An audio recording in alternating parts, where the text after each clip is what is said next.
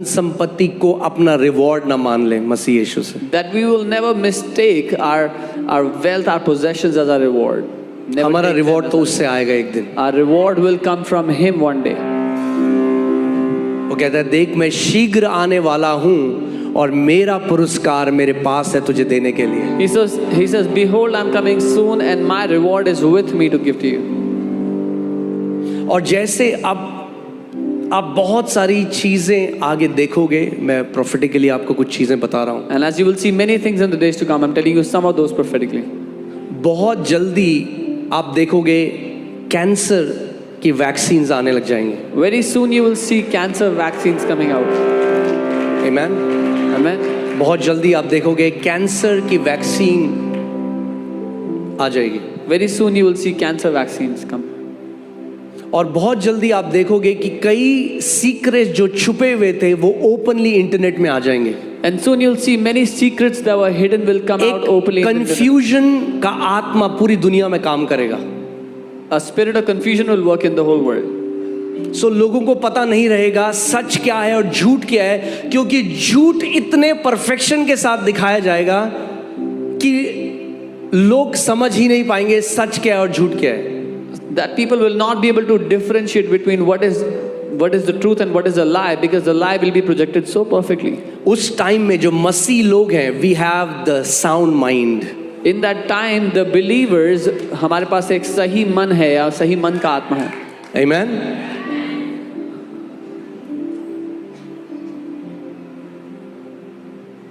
So हमें तैयार होना है जो आने वाला समय है। So we have to be prepared for the times that are coming. एक एक्सेलरेशन आ रहा है हर एक एरिया में।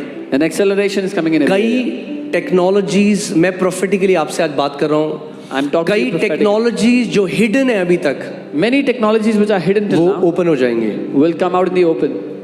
And you will be shocked कि कितने समय से वो टेक्नोलॉजीज गवर्नमेंट्स के पास थी। आप हैरान होंगे that the governments had these technologies from such a long time.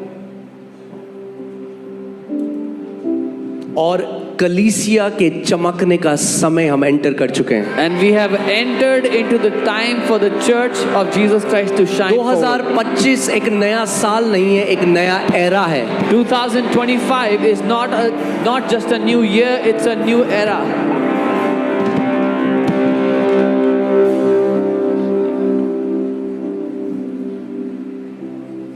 आमीन।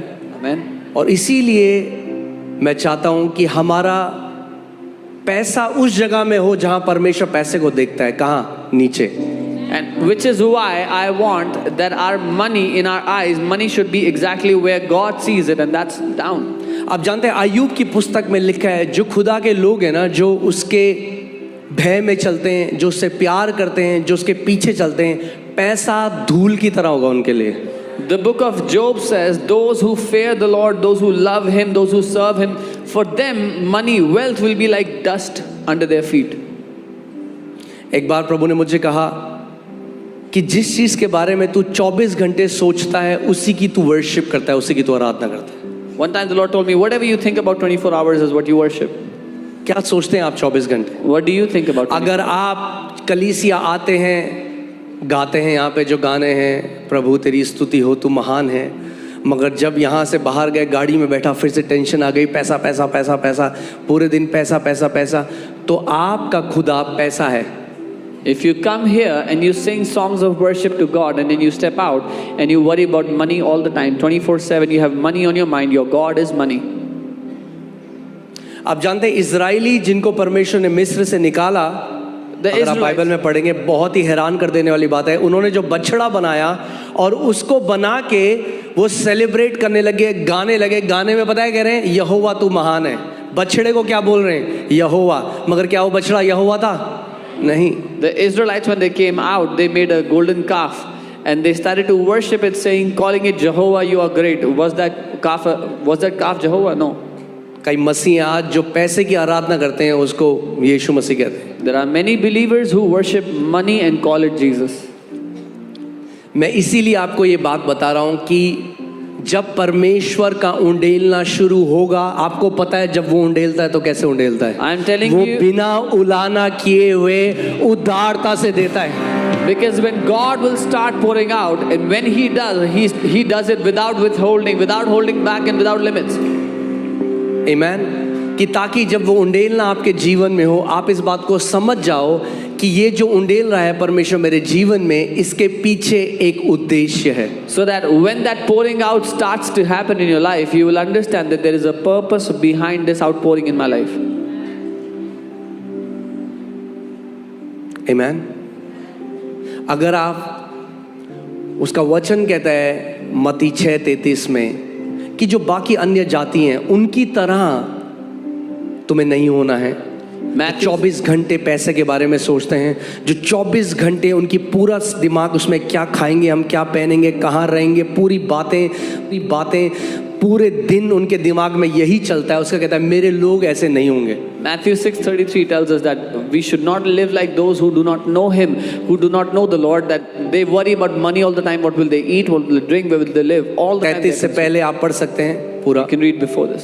मगर 33 में वो कहता है मगर तुम But in जो मेरे लोग हो, He says, but you who are my people, तुम पहले परमेश्वर के राज्य की और उसकी धार्मिकता की खोज करो। you seek the kingdom of God first and His righteousness. तो ये सारी चीजें जो बाहर के लोग पागल हुए पड़े हैं, जिसके लिए वो अपने आप में तुम्हारे जीवन में उंडेल दूंगा। And all these things which the people of the world are dying for, I will pour them into your life. आमेन। तुम्हें गलत कागज करने के लिए, तुम्हें गलत काम करके इसकी जरूरत नहीं पड़ेगी। You will not have to